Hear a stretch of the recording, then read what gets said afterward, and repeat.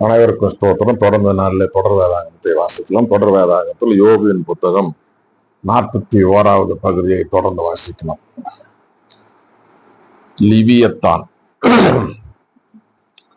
தூண்டிலால் லிவியத்தானை தூக்கிடுவாயோ? கயிற்றினால் அதன் நாக்கினை கட்டிடுவாயோ? அதன் மூக்கிற்கு கயிறு இட உன்னால் முடியுமோ? அதன் தாடையில் கொக்கியினால் குத்த முடியுமோ? வேண்டுகோள் பல அது உன்னிடம் விடுவிக்குமோ? கனிவாக உன்னிடம் கெஞ்சுமோ? என்றும் உனக்கு ஏவல் பொரிய உன்னுடன் அது உடன்படிக்கை செய்யுமோ?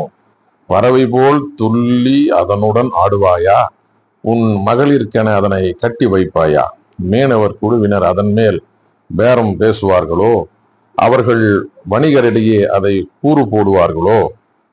கூரிய முட்களால் அதன் தோலையும் மீன் ஏறி வேல்களால் அதன் தலையையும் குத்தி நிரப்புவாயோ?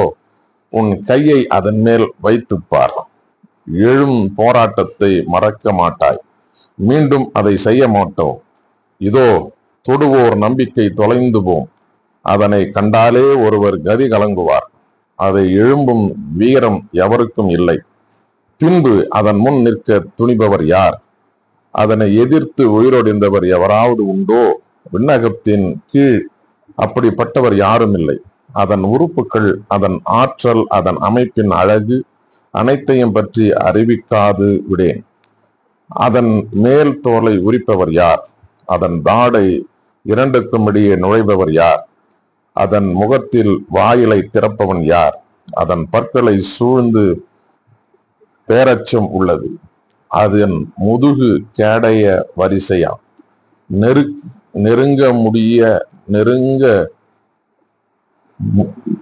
மூடி இடப்பட்டதாம்.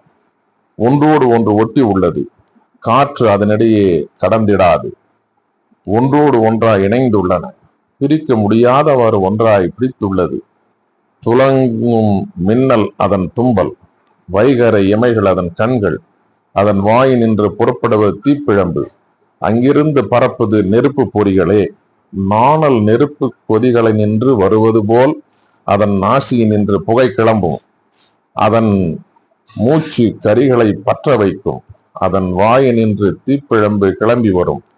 அதன் கழுத்தில் வலிமை வதிக்கின்றது. நடுக்கம் அதன் முன் துள்ளி ஆடுகின்றது.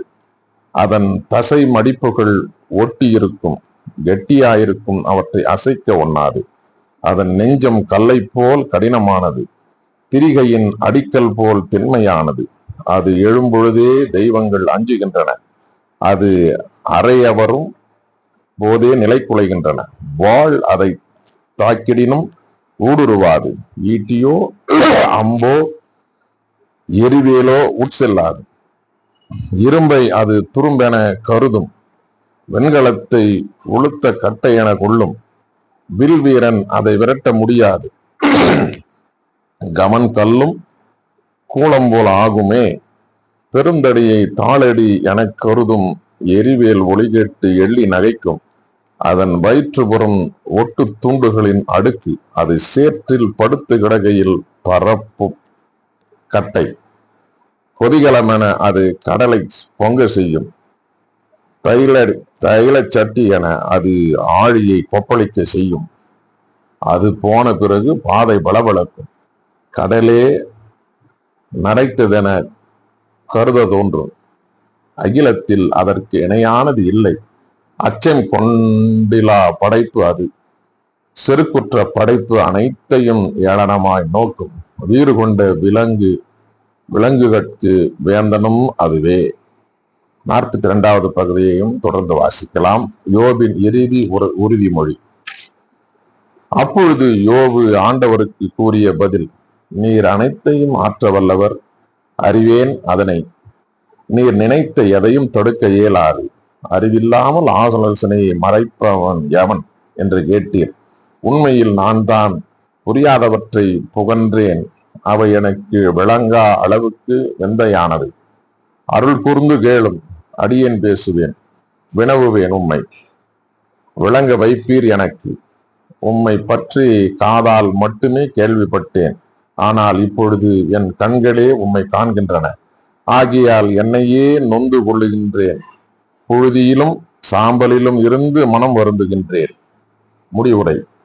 ஆண்டவர் இவ்வாறு யோபிடம் பேசின பிறகு தேமானியனான எலிப்பாசை பார்த்து கூறியது, உன் மீதும் உன் இரு நண்பர்கள் மீதும் எனக்கு சினம் பற்றி எரிகிறது. ஏனெனில் என் ஊழியன் யோபு போன்று நீங்கள் என்னை பற்றி சரியாக பேசவில்லை. ஆக இப்பொழுது 7 காளைகளையும் 8 ஆட்டுக்கிடாய்களையும் நீங்கள் எடுத்துக் கொள்ளுங்கள். என் ஊழியன் யோபிடம் செல்லுங்கள். உங்களுக்காக எரிபலியை ஒப்புக் கொடுங்கள். என் ஊழியன் யோபு உங்களுக்காக மன்றாடும் போது நானும் அவன் விண்ணப்பத்தை ஏற்றுக்கொள்வேன். என் ஊழியன் யோபு போன்று என்னை பற்றி சரியாக பேசாத உங்கள் மடமைக்கு ஏற்றவாறு செய்யாது விடுவேன். அவ்வாறு தேமானியனான எலிபாசும் சூகாவியனான பில்தாதும் நாகமானியனான சோப்பாரும் சென்று ஆண்டவர் அவர்களுக்கு கட்டளையிட்டவாறே செய்தார்கள். ஆண்டவரும் யோபின் இறைஞ்சுதலை ஏற்றார். செல்வ சிறப்புகளை ஆண்டவர் யோபுவுக்கு மீண்டும் அளித்தார். யோபு தம் நண்பர்களுக்காக மன்றாடின பிறகு ஆண்டவர் செல்வங்களை எல்லாம் மீண்டும் நல்கினார். மேலும் அவர் யோபுவுக்கு இருந்தனவற்றை எல்லாம் 2 மடங்கு ஆக்கினார். பின்னர் அவருடைய எல்லா சகோதரர்களும் சகோதரிகளும் அவரை முன்பு தெரிந்திருந்த அனைவரும் அவரிடம் வந்தனர். அவரது இல்லத்தில் அவரோடு விருந்துண்டனர். ஆண்டவர் அவருக்கு வர செய்த தீமை அனைத்திற்காகவும் ஆறுதல் கூறி அவரை தேற்றினர். ஒவ்வொருவரும் அவருக்கு வெள்ளியும் பொன் மோதிரமும் வழங்கினர். யோபின் முன்னைய நாள்களில் இருந்ததை விட பின்னைய நாள்களில் ஆண்டவர் அதிகமாக ஆசி வழங்கினார். இப்பொழுது 14,000 ஆடுகளும் 6,000 ஒட்டகங்களும் 1000 ஏர்மாடுகளும் 1000 பட்டை கழுதைகளும் அவருக்கு இருந்தன. அவருக்கு 7 புதல்வர்களும் 3 புதல்வரும் பிறந்தனர். மூத்த மகளுக்கு எமிமா என்றும் 2வது மகளுக்கு கெட்டிசியா என்றும் 3வது மகளுக்கு கிரேன் அப்புக்கு என்றும் பெயரிட்டார். யோபின் புதுவேரை போல் அழகு வாய்ந்த நங்கையர் நாடெங்கும் இருந்ததில்லை. அவர்களின் தந்தை அவர்களின் சகோதரர்களோடு அவர்களுக்கும் சொத்தில் உரிமை கொடுத்தார்.